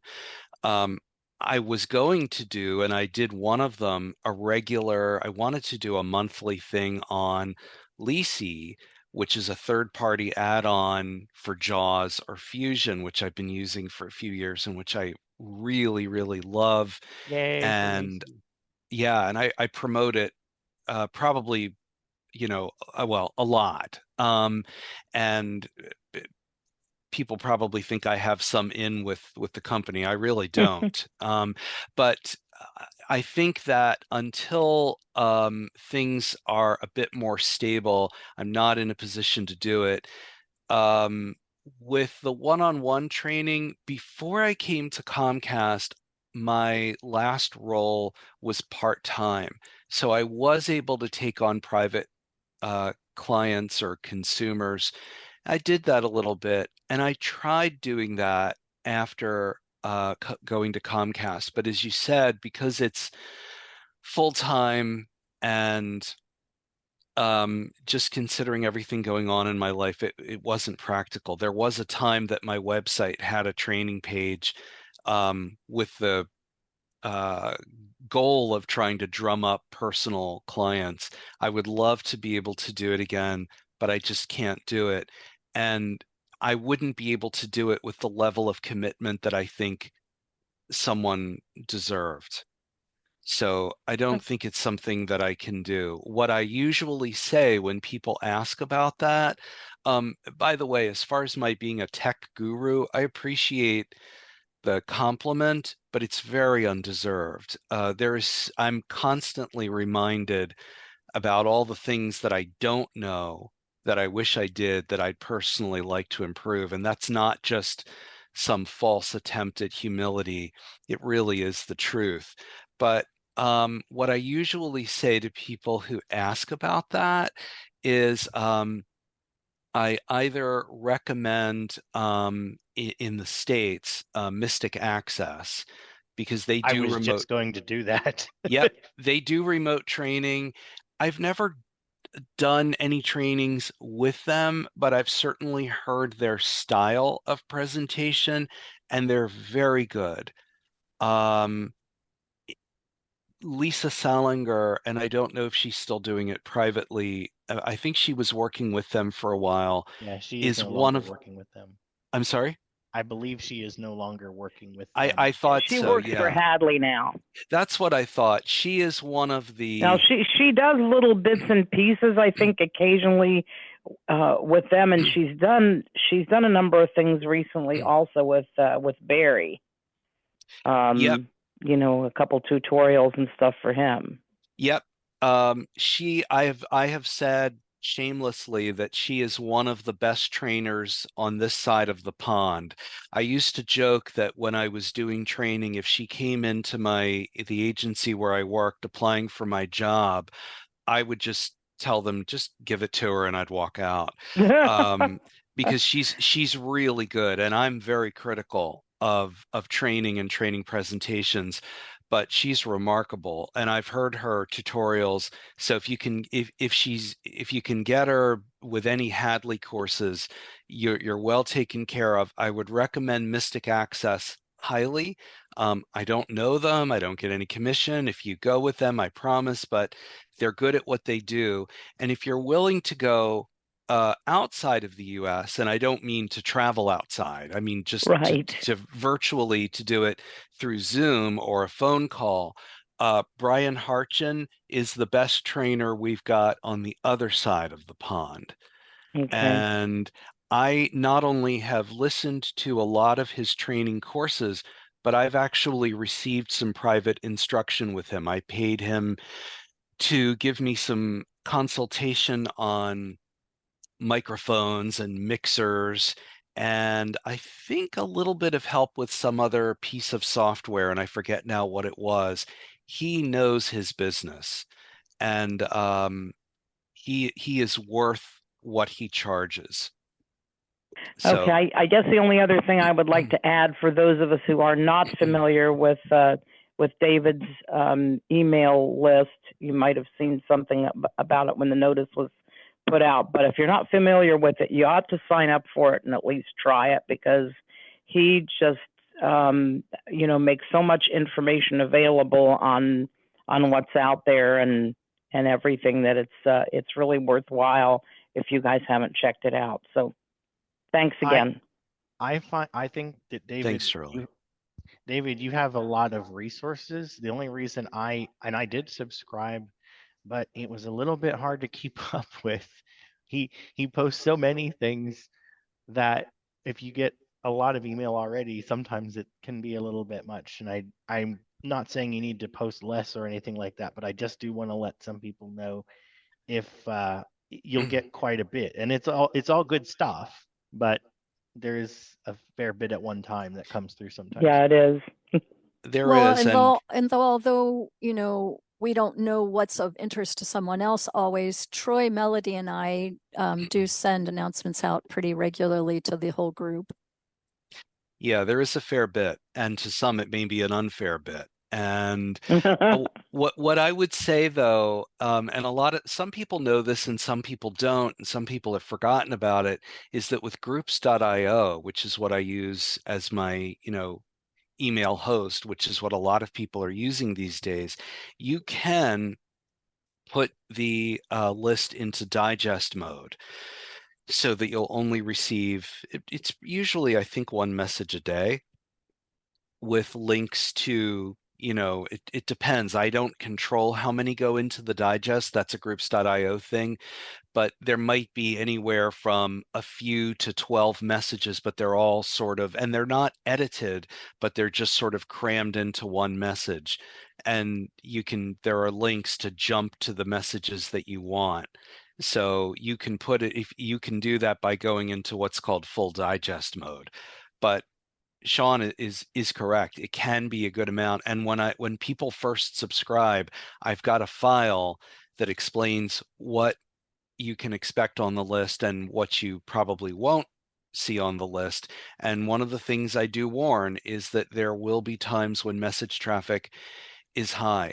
I've thought about ways of trying to solve for that. I've wondered about, should I just do this on a blog and let people just go online and subscribe that way? Or use an RSS feed, which you can do already if you're into that sort of thing. So I've been kind of occasionally thinking about what other methods can I use to still get that information out in a timely manner, but to make it a little bit easier for people. I haven't come up with a definite solution, but the full digest mode may be the answer for some people. Yeah, I might have to do that because that was the thing. It's just that was so many messages one after the other, but I do tend to forget about digest mode. I think it's something that people that are a little older than me, have been using mailing lists longer than me, probably do think of. So I'm glad that you reminded me that, and I do have a groups.io account, so it should be easy to manage that once. What is that email list that people can send messages to if they do want to subscribe? So if they want to subscribe, oh, the other thing I should mention, and this is kind of a long URL, but I can send it to anyone who wants it. There is a link that you can go to. You don't even have to subscribe, where you can freely read the message archives. And I think if you have a groups.io account, or maybe even if you don't, you can easily just browse through them if you just want to say, I just want to go here like once a day. And the way groups.io sets it up is they're in a table, so it helps if you know your JAWS table reading commands. So the name of the list is called TechVI. And there's a bit of interesting trivia about the name as well, because that wasn't the original name that I wanted. And in fact, I didn't even like the name at first, but it's called Tech-VI. You could think of it as technology, and the VI stands for visually impaired. So it's Tech-VI plus, and that's the plus symbol on your keyboard, not the word plus. So it's TechVI plus subscribe at groups.io. You can just send an email to that, and it's just like any other mailing list. You'll get an automatic or automated confirmation saying, oh, it looks like you were trying to subscribe to the TechVI list. And in order to confirm that, the easiest thing to do is just reply to it and send it. You don't have to put anything in it, because I'm not going to see it anyway. You could just do Control-R, and then usually it's Control-Enter to send it, or Control or Alt-S, depending on what email program you're using. So, and the first thing you'll get is an introductory message. It's a little long, but it's not the generic "thank you for subscribing to this groups.io group." I added a lot of things about, hey, this is what you're going to see here. And if you have announcements you want me to post, this is the kind of announcements I'm looking for, and these are the types of announcements that I am not looking for. Like I don't do buy sell trade stuff. Like, hey, I have an old Opticon that I'm selling for $300. There are other ways of people doing that, and that's not something that I want to get involved with in my own list. The one exception is if you're a dealer and you have a floor model, and it has a warranty. But so I talk about, this is what I'm looking for. This is what types of things you can expect on here. Sometimes message traffic will be pretty high. That's the one benefit of a Top Tech Tidbits. You get it once a week at a predictable time, and it doesn't clog up your inbox, and a lot of people like that. And a lot of the stuff in there comes from y'all anyway. It does, and I'm cool with that, because everything I post is public, so nothing is proprietary or behind a paywall. I'm very careful about that, and they can repost it if they want. And I actually, some people won't be surprised at this, and some people will, but I don't consider them to be competitors in any way. We're doing the same thing. We're doing it in different ways, and they will actually post stuff that I won't, because they tend to go a little bit beyond the tech side. Occasionally I do too, but they'll do things like, oh, on the such and such podcast, they're going to be talking about guide dog schools. Well, I've got nothing against that podcast or guide dogs or guide dog schools, but it's kind of out of scope for TechVI, so I won't put it in there, but they would, and that's cool. That's cool. So yeah, Top Tech Tidbits is great. I really recommend. They've been very gracious to me. Every time they post something from my blog, my stat counter just goes up. There was one time I was getting all these announcements saying, "Oh, your WordPress stats are booming," and I'm thinking, why is everyone going to my page all of a sudden? Then I saw, oh, it's in Top Tech Tidbits, and they've got 10,000 subscribers, so it's no wonder. So they're good to me. They've they do me a favor too. Since you mentioned subscribers, do you have any idea about how many are on your list? Yeah, I believe it is around 1,300 now. So it's pretty That's still modest. pretty well, that's still pretty impressive in its own right, at least to me anyway. It really floored me as well, because I knew that there would be an interest, but what I didn't know is how much of an interest is there going to be in this. Like, I know people love Top Tech Tidbits. They've been around since, I think, 2005. I think I was with them ever since the beginning. And again, that's a very predictable thing. Thursday morning, it used to be 4 a.m. I think it's a little later now. You know you're going to get something, and then you don't hear from them again until next Thursday. And people just like the information and the predictability of how that information fell into their inbox. And I didn't know how many people would really be into this. And when the list really started to grow as quickly as it did, I was pretty floored. And I will say that I only get a handful of unsubscriptions once in a while, but most people tend to stay with it. And I'm still amazed at that there's that much. I'm amazed, that there's this much stuff in the blindness tech field, which some might consider a very small piece of the pie, so to speak. And in a way, it is. But I'm continually amazed at how much material. I don't even have to work to find this stuff. It's so easy to find. And so I'm amazed at how much material there is and how many people persistently are interested in consuming it.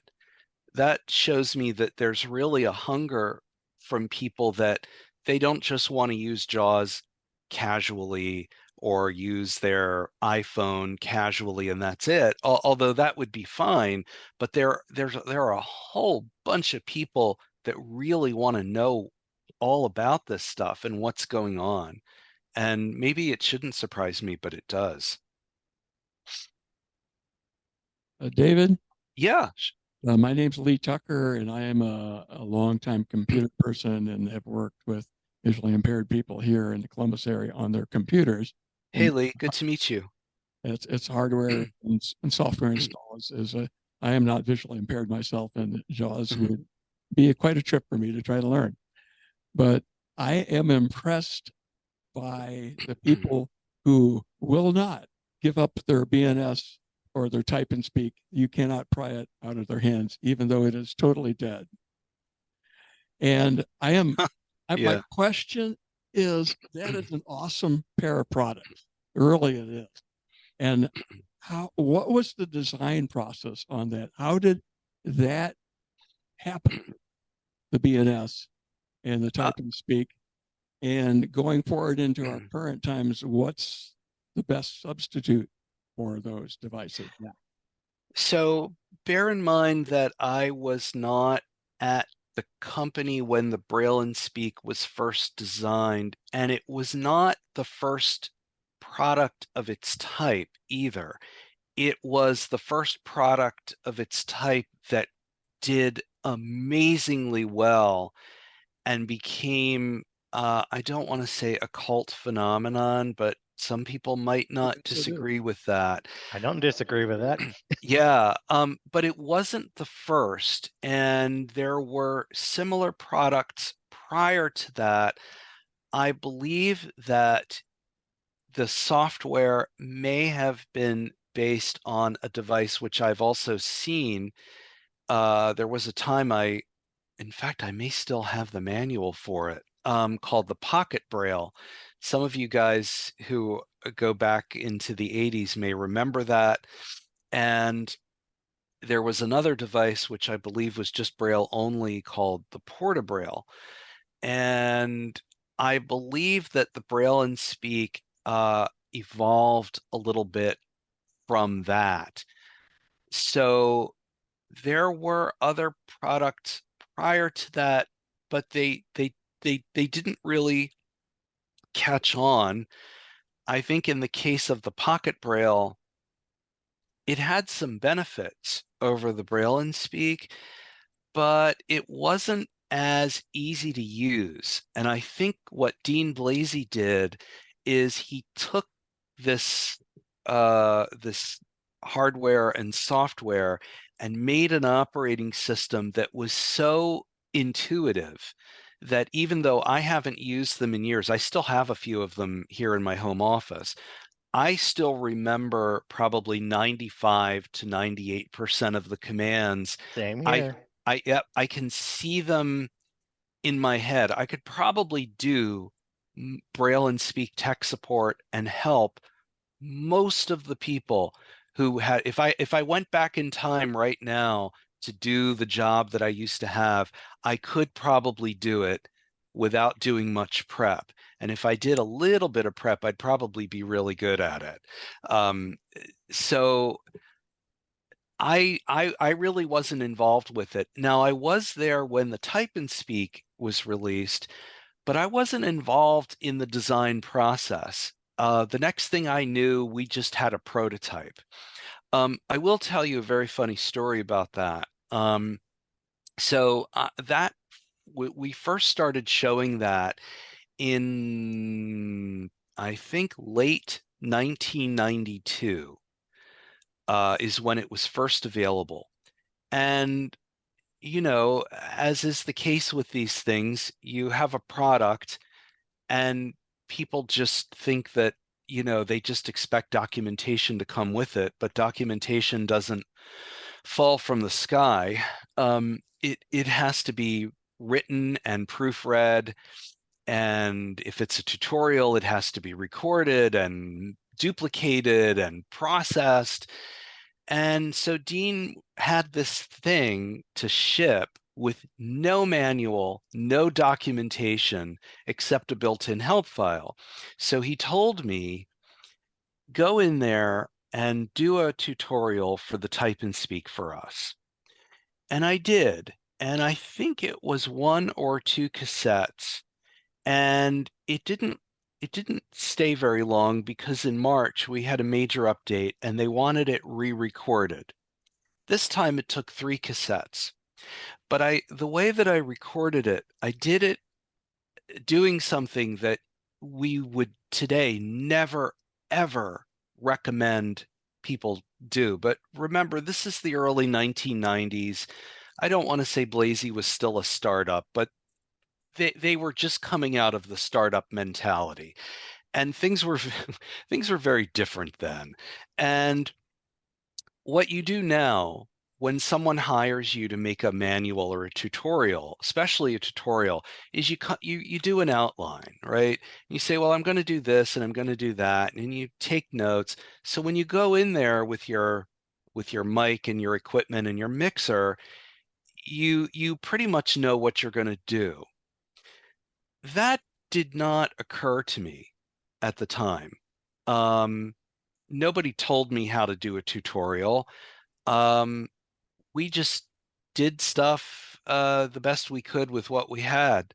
So I just went in and did it cold, with no notes, no prep.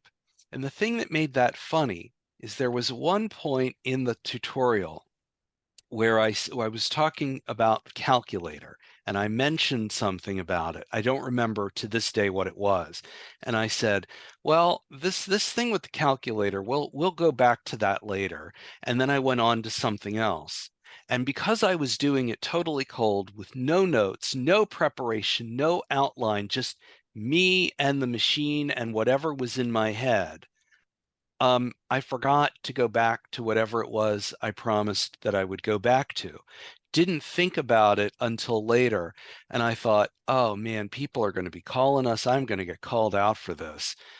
Not a single person mentioned it. And I was the one who fielded almost all the tech calls. Either A, nobody noticed it, or nobody cared, or they noticed it and maybe cared, but they were too gracious and polite to say anything about it. So that was my memory of it. Eventually, we did have a real manual that was written by a guy, I think it was Steve Jacobson.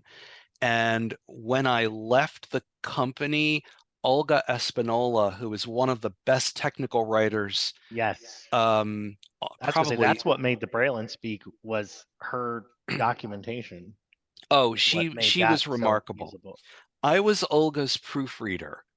Now, to be clear, Olga really didn't need a proofreader per se. She knew how to write, and unlike me, she knew how to organize things and how to present things and how to archive things so that when new updates came out, she could uh, she could update that manual easily. The only thing that I did for Olga was reviewed her work for technical accuracy. So if I might say, oh, Olga, you said that the type and speak says such and such, but it really says such and such. That was the only thing I did. The writing style, she didn't need any help. She was great. So she, I believe, was in the process, I think, of redoing that manual in 1998 when I left. And I think she had just started. So I don't know that I ever really saw it in its finished form, but she was remarkable. She and I also worked, since we're going down memory lane and doing all this nostalgia, Blazy Engineering, and they're not going to be remembered for this by most people, which is a shame. We had maybe not the first. We had one of the first Windows screen readers. And so Olga was tasked to write the manual, and I was tasked to kind of help her with the technical details. Except remember, this is 1992 or 93. We didn't have tons of accessible Windows manuals and tutorials the way we do now. If you wanted to learn Windows, you really had to get your hands dirty and work with it as much as you could and try to get someone to scan or read technical manuals for you. And I was having quite a time. I went into Windows kicking and screaming at the time. So it was one of my biggest challenges there. So there were some great memories of that company. Well, and the other thing you had too that came out around that time was you had the Sarah Morley Windows guide Yeah. that I remember downloading from Blazy's FTP site. That FTP site was amazing. There was so much cool stuff on there, and it's such a shame that a lot of it is now probably gone. I even enjoyed like looking at the catalogs and how many Windows screen readers existed back then, and just like so much. You guys had so much cool stuff going on. Yeah, I didn't know we had Sarah's book on the FTP site. I think it was. That's very interesting. I did not know that. I remember her book. I think it was called Windows 95 Explained, if I'm remembering that. And it had those really cool thermoform pages with the This was a previous copy that was Windows 3.1. Oh, Windows 3.1. I don't remember that. Yeah, she No. had that. Lee, I was wondering. All I remember is it was called WinGuide.txt. I don't remember the actual name of the book. I have a lot of old Blazy stuff that we were distributing on floppy disks, but I don't think I have any of that other third-party material that you're talking about. I'd still like to see that stuff. I would love to make it available, but I have it's come up, and I would need to secure permission to do it. And a lot of people might think, well, why do you need permission? The company's gone. It's all, nothing's being made available. But remember that, anything that was Blazy Engineering's property is now under the jurisdiction of Vispero. So I can't legally do anything with it until I secure permission from Vispero. But even before I did that, I still have to go through all the floppies and archive stuff in a more organized way, which I have started that process. I think it's a process that does need to happen because I think it's important. I think it's important that we as blind people archive and catalog our history of this field. In the sighted world, you can find all kinds of archives of the history of early computing, right? But not in the assistive tech field for the blind. And a lot of people who worked in the field are leaving us. And we've got to get this software and oral histories.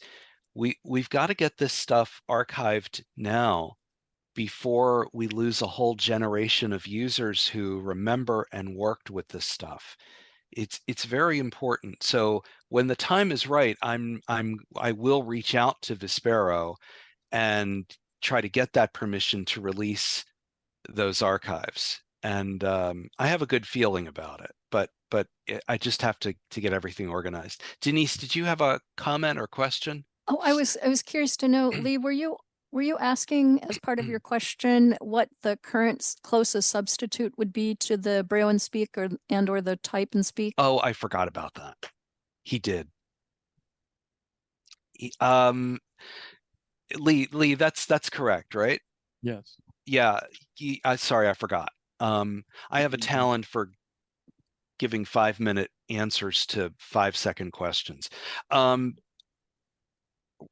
Right now, we don't have a lot that is similar. Now, we do have devices like the Braille Notes and the Braille Sense devices, and there are a lot of similarities.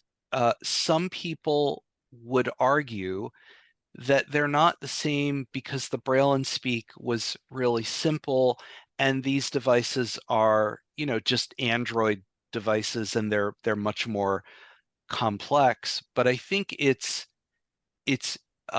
what we've got. I think that the Orbit Speak may be the closest thing once Orbit Research releases it, which could happen any week now. So that product is very likely going to I think there's going to be such demand for that I hope Orbit is prepared for it, because I think people are going to, I don't think it's going to sit on shelves for very long. So I would say keep a lookout for that. They did an interview. They did an interview on Living Blindfully, and they said they're hoping to do it closer to the end of the year. But yeah, they were saying they were going to try and make it as simple as they could to make it like the Braille and Speak. They're really hoping to position it that way. So yeah, it will be interested to see. I don't really need one, but I'm interested to see where it goes, and I can think of plenty of people who would get a lot of enjoyment from it. Yeah, what I hope happens is I hope that they will see there were two things with the Braille and Speak that I think were in its favor that I hope will be the case with the Orbit Speak. The first thing I know will be, and that is the Braille and Speak was continually updated for a number of years. And some of those updates were pretty significant and released a lot of, I don't want to say more complex features, but features that might be appealing to perhaps a more demanding user. And the other thing, and I think Global find across files was the biggest one. yeah, That was huge. yeah, yeah. But I think the other thing that made the Braille and Speak really cool was its ability to run external software. And there were not a lot, but a few very talented developers who were writing some amazing software that made the Braille and Speak do stuff that we would have never thought that it could do. I hope that Orbit will somehow permit that, because those two things made the Braille and Speak both really simple for people who just wanted a simple note taker, but to be a little bit more complex for people who wanted a database or to go online and use a full feature terminal program. Or have a metronome. That was the one that I used a lot. Oh, yes, I Mark forgot about Mulcahy's that. metronome. Met.bns, I think it was, or maybe it was just It metronome. was. Yeah. And the Simon game where you could use all 7 keys for tones and make it really difficult. Mark Mulcahy did that too. Mark Mulcahy was one of the most talented developers that I had worked with. I think he's with Amazon now, or am I out of date? Thought he was, but Mark was great, and Mark wrote some incredible software. He wrote which eventually I think got built into the device, but originally it was an external program. He wrote a program called Quick Braille, which was a very fast and reasonably accurate Braille translator that he sold for $49. That was remarkable. A lot of people may not remember there was a competitor to that called Easy Braille, done by a guy who I lost touch with named Chris Whitney. And Chris wrote a bunch of software as well and was really good at what he did. He didn't work for Blazy. Actually, neither did Mark. No, I'm wrong. Mark eventually did. I think because Mark did some stuff with the Braille and Speak updates.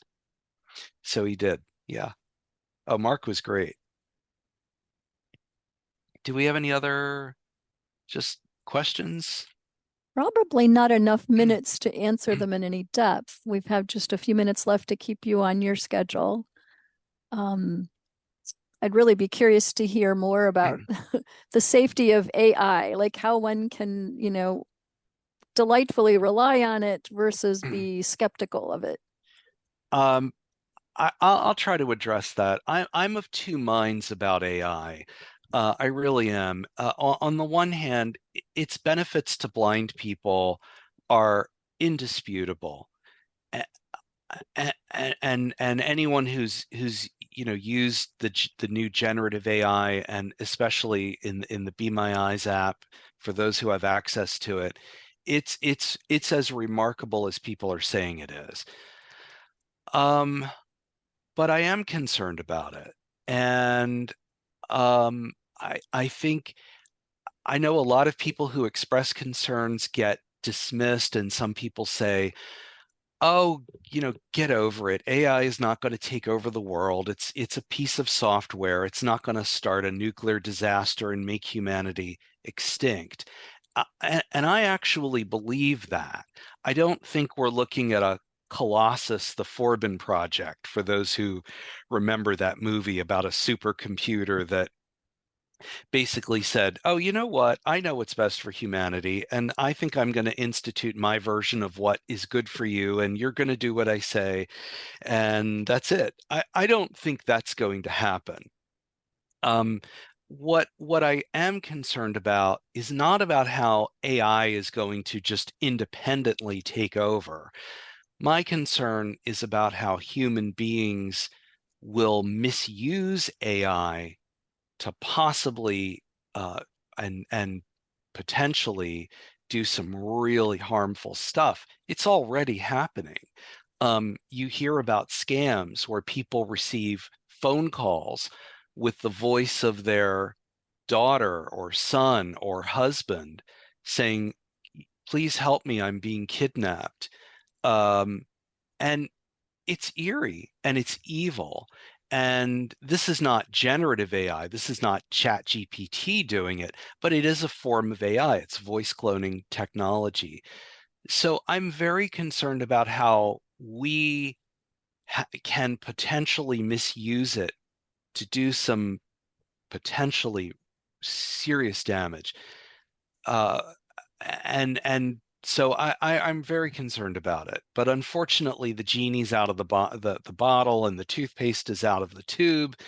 And I think since it's never going to stop, and since people aren't going to just turn it off, the best we can hope for is to come up with ways to try to control and secure how it's used.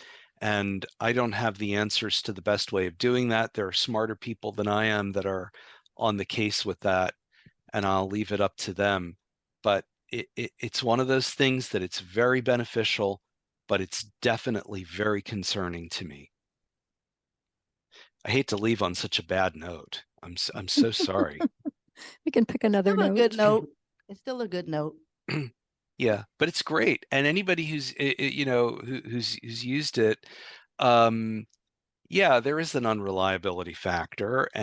But I will tell you that, the Be My Eyes app, what they're doing I'm with trying to it. get access to that. I am late to the party on that, but I've heard people talk about even like one guy said his computer, it told him his computer was in recovery mode and what the options were, and he asked it, how many times will I need to press tab and until I reach such and such an option? And it came back and said you should be able to press tab 2 times and then enter to get to resume or whatever the option was, and it worked.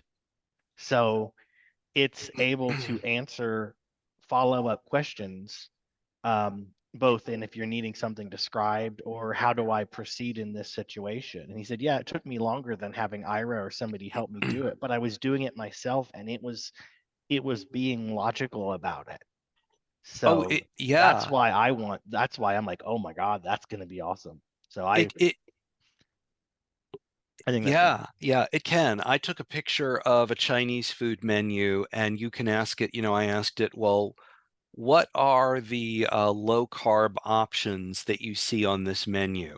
And it said, well, the options that we have listed, it's not specifying whether they're low carb or not, but 2 examples of low carb foods are edamame, and it gave some other example that I can't remember. And the edamame on this menu is, $3.99. And the other thing that it mentioned, and it gave me the price. And then I could say there was sushi on there. And I said, oh, how much is the Philly roll? And it would say, according to this menu, the Philly roll is, $5.79. So it's really remarkable. It's a game changer. And I think that aspect of AI is great and should be strengthened and encouraged and used. So there, I did end on a positive note. That's good. It found its equilibrium. Yeah, exactly. Well, thank you so much for dedicating this past hour to conversation. And I sure do cherish the human to human art of conversation that I hope is never lost. I think it will not be.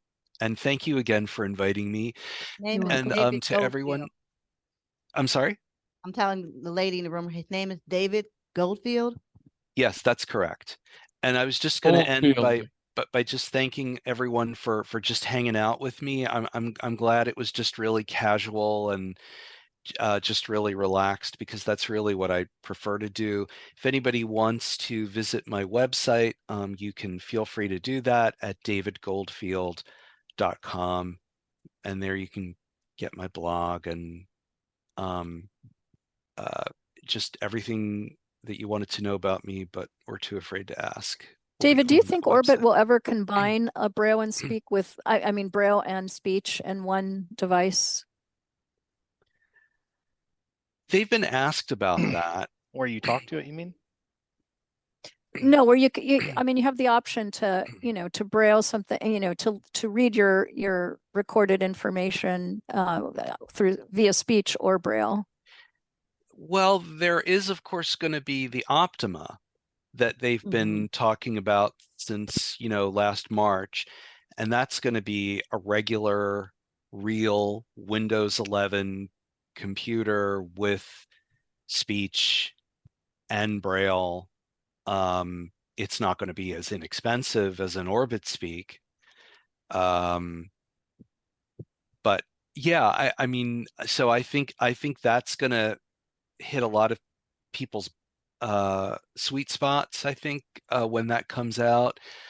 But I think they've been asked about that. Venkatesh from Orbit has been asked about, oh, well, what about a QWERTY keyboard? And what about, I think he was even asked about combining them. And, his response usually is, yes, we have thought about it, but I think they're just trying to, and I think this is the right approach. I think, and this is really me and not him, I think they're just trying not to. Some people are going to actually have to leave. So we really do need to wrap up. We can end this. Thank you so much, everyone. Thank you again, David. Thank you, David. All right. Take care, everyone. Have a great day. God bless you guys. Take care. Thank you. Bye, Denise. Thank you again for inviting me. Thanks for coming. Thanks, Denise. You're welcome, Janae. Thank you.